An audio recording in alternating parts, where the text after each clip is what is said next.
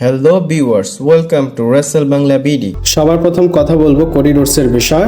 যে জিনিসটা নিয়ে ডাব্লিউডাব্লিউর মধ্যে ডিবেট হয় সেটার উপর কোডি রোডস মানে সেটাকে আগুন ধরিয়ে দিয়েছে, বলতে পারেন কোডি রোডস আগুনে ঘি ঢেলে দিয়েছে।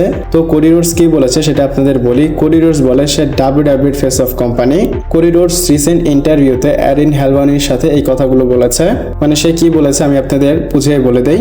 কোডি রোডস বলে যে আমি এখন ডাব্লিউডাব্লিউ চ্যাম্পিয়ন, যেটা এই গেমে এই বিজনেসে রিচেস্ট প্রাইজ হিসাবে ধরা হয়, এবং আমি বলবো এই টাইটেল যেহেতু আমার কাছে আছে আমি কোম্পানির ফেস। তারপর সে বলে রোমান রিন্সের নাম বলতে পারো, তুমি সেফ আছো। তারপর রিয়া রিপ্লির নাম নেয়। তারপর তোমরা যদি সিএম পাঙ্ক এবং লিভ মর্গানের নামটা নাও তোমাদের কথাও ভ্যালিড। দেখেন কোডি রোডস কোম্পানির ফেস হিসাবে লিভ মর্গান এবং রিয়া রিপ্লিকে মনে করতেছে। আমার মনে হয় না কোডি রোডসের বুদ্ধি অমন হয়েছে, সে বুঝতেছে না কার নাম সে নিচ্ছে। লিভ মর্গান রিয়া রিপ্লি কোম্পানির ফেস কিভাবে হতে পারে? আপনারা জাজ করতে পারেন কোডি রোডসের আইকিউ কত ভালো, মানে কি অবস্থায় আছে সে লিভ মর্গান এবং রিয়া রিপ্লির নাম নিচ্ছে।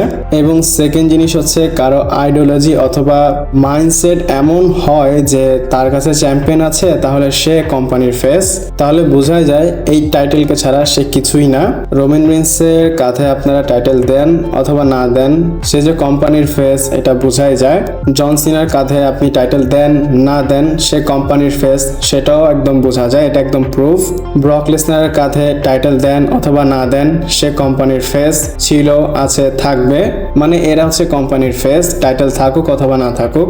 আর কোডির ক্ষেত্রে কোডির কাছে যখন এই টাইটেলটা থাকবে তখনই সে ফেস অফ কোম্পানি হবে। এখানে কোডির কথা আমার মনে হচ্ছে রেসলাররা কোম্পানির ফেস না, টাইটেল কোম্পানির ফেস। কোডি রোডস হয়তো বলতে চাচ্ছে টাইটেল হচ্ছে কোম্পানির ফেস, আর এই কথাটা আমি বলিনি, এটা কোডি রোডস নিজেই বলেছে। এবং সে বলেছে এই টাইটেল এটা কোম্পানির নাম্বার 1 টাইটেল, এটা কোম্পানির বেস্ট টাইটেল।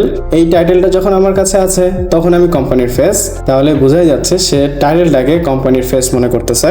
আর আমি বলবো কোডি রোডস ভাই, আপনি যে কোনো জায়গা থেকে চুরি করে টাইটেল নিতে পারেন। আপনি ড্রু ম্যাকিন্টায়ার থেকে চুরি করে নিয়েছেন, আপনি জন সিনাকেও কিভাবে নিয়েছেন আমরা সবাই জানি। এখানে চুরি কথাটা বলা হবে না, সে পলিটিক্স করে নিয়েছে। তো কোডি রোডস আপনার কথায় মনে হচ্ছে আপনি কোম্পানির ফেস না, কোম্পানির ফেস হচ্ছে এই টাইটেল।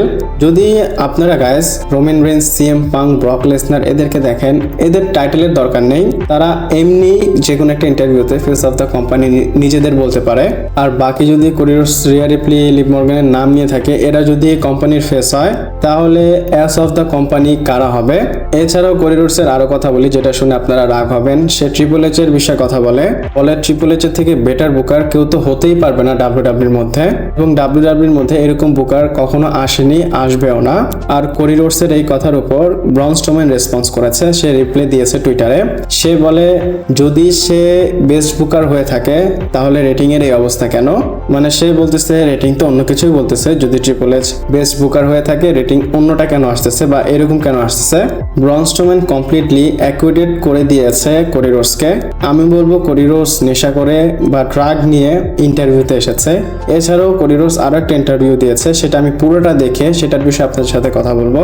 তার কাছে তো ট্রিপল এইচ বেস্ট বুকার হবেই, কারণ ট্রিপল এইচ তার কথা শুনে দুইটা স্টুপিড একসাথে মিলেছে, ট্রিপল এইচ এবং কোডি রোডস। আমার মনে হয়, আপনাদের কি মনে হয় আমাকে কমেন্ট করে জানাতে পারেন। এরপর পল হেমেনের বিষয়ে কথা বলবো।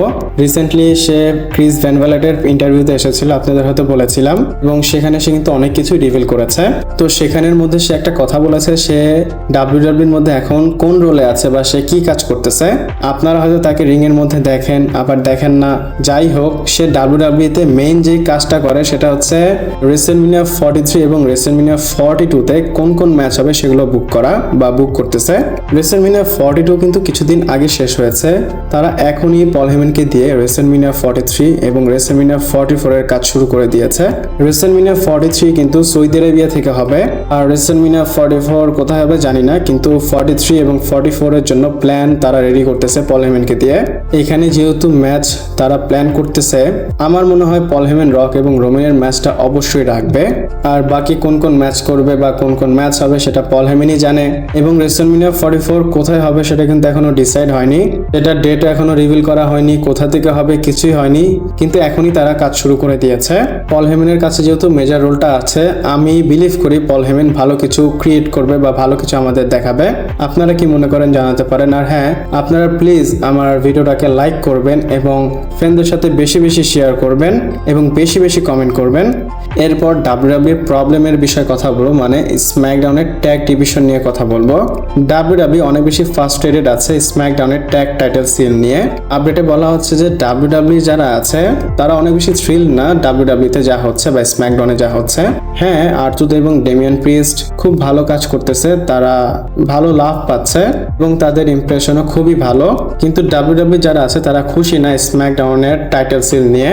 আর এই টাইটেল সিলটা নিয়ে যে প্রবলেম হচ্ছে এটা কোনো নতুন আপডেট না, অনেক আগে এসেছিল।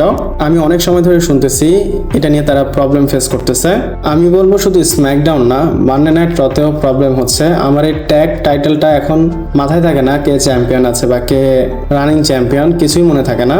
আর ডাব্লিউডাব্লিউ এর জন্যই হয়তো স্ট্রিট প্রফিটকে নতুন ট্যাগ টিম চ্যাম্পিয়ন বানিয়েছে, তারা যে প্রবলেমটা ফেস করতেছে সেটা রিকভার করার জন্য। আমার মনে হয় স্ম্যাকডাউনের ট্যাগ টাইটেল নিয়েও ডাব্লিউডাব্লিউ কিছু একটা করবে, যেহেতু আপডেট এসেছে, সামনে গিয়ে দেখি কি হয়। এরপর রোমান রেইন্স এবং কোডি রোডসের বিষয়ে কথা বলবো, মানে তাদের যে থার্ড ম্যাচ হবে এটা নিয়ে কি পল হেমেন টিজ করতেছে। যেমনটা বললাম, পল হেমেন ক্রিস ভ্যান ভ্যালেটের পডকাস্টে এসেছিল, অনেক কথাই বলেছে। তো সেখানে সে রোমান এবং কোডির থার্ড ম্যাচ নিয়ে কথা বলে।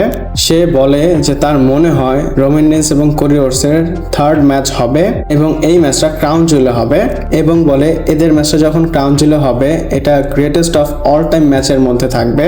বলে ইনমাস মেইন ইভেন্ট হবে, প্রেস্টিজিয়াস মেইন ইভেন্ট হবে, হিস্টোরিক মেইন ইভেন্ট হবে, সেটাকে হাইপ করে আর কি। আর আমি যদি বলি টু বি অনেস্ট, সে মিথ্যা বলতেছে না। এর আগে যখন রোমান এবং কোডির ম্যাচটা হয়েছিল, রেসলম্যানিয়া 39-এর যে ম্যাচটা হয়েছিল সেটার হাইপ কিন্তু অনেক বেশি ছিল। রেসলম্যানিয়া 40-তে হাইপ ডাবল হয়ে গিয়েছিল, অনেক ভয়ঙ্কর একটা বিল করেছিল 40-তে। আর থার্ড ম্যাচ হলে প্রশ্ন আসবে ডাব্লিউডাব্লিউ রিয়েল ফেস কে। এমনিতে কোডি বলতেই পারে সে ফেস, কিন্তু থার্ড ম্যাচে প্রুভ হবে কোম্পানির ফেসকে। এই থার্ড ম্যাচে যে রিয়েল ফেস হবে সেই জিতবে। যদি কোডি রোডস জিতে তাহলে ধরে নেন ডাব্লিউডাব্লিউ কোডিকে রিয়েল ফেস মনে করে কোম্পানির, আর যদি রোমান জিতে তাহলে ডাব্লিউডাব্লিউ রোমানকে কোম্পানির ফেস মনে করে। আমি যদি আমার কথা বলি, কোম্পানির ফেস হিসাবে যদি রোমান এবং কোডির মধ্যে কাউকে পিক করা হয় বা আমি করি, আমি রোমানকে করব।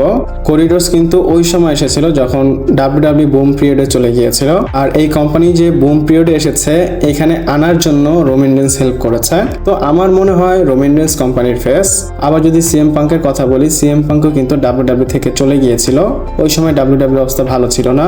আবার যখন ডাব্লিউডাব্লিউ অবস্থা ভালো হয়েছে সে আবার এসেছে। এছাড়াও সবচেয়ে আন্ডাররেটেড এজে স্টাইল কিন্তু স্ম্যাকডাউনকে অনেক বছর ক্যারি করেছে, বাট ডাব্লিউডাব্লিউ কে অনেক সাপোর্ট করেছে। এজে স্টাইল এখানে অনেক বেশি আন্ডাররেটেড। এজে স্টাইলের নামটাও আসে রোমানের পরে। আমি একটা সময় ডাব্লিউডাব্লিউ দেখতাম শুধু এজে স্টাইলের জন্য, তখন আমার রোমানকে ভালোই লাগতো না, বিগ ডগ ক্যারেক্টারটা। আর এখন যদি দেখি ব্রক লেসনারের জন্য প্রথমে দেখি, তারপর রোমান রেইন্স। ভাই সত্য বলতে আমি অনেকদিন ভিডিও দেইনি, মাঝখান দিয়ে শুধু ব্রক লেসনারের রিটায়ারের কারণে। সে যদি রিটার্ন না করতো আমি জীবনেও ভিডিও নিয়ে হয়তো আসতামও না। আজকে আপনাদের এই সত্য কথাটা বললাম। বাট যাই হোক, এদের ম্যাচটা যদি হয়, এদের মধ্যে যেই জিতবে সে কোম্পানির ফেস, মানে ডাব্লিউডাব্লিউ তাকে কোম্পানির ফেস মনে করবে, এর জন্য তাকে জিতাবে। আপনাদের কি মনে হয় কোম্পানির ফেসকে? আমাকে কমেন্ট করে জানাতে পারেন। ভিডিওটা এই পর্যন্তই ছিল, ভালো লাগলে লাইক কমেন্ট শেয়ার সাবস্ক্রাইব করে পাশে থাকবেন। পরবর্তী ভিডিওতে আবার দেখা হচ্ছে।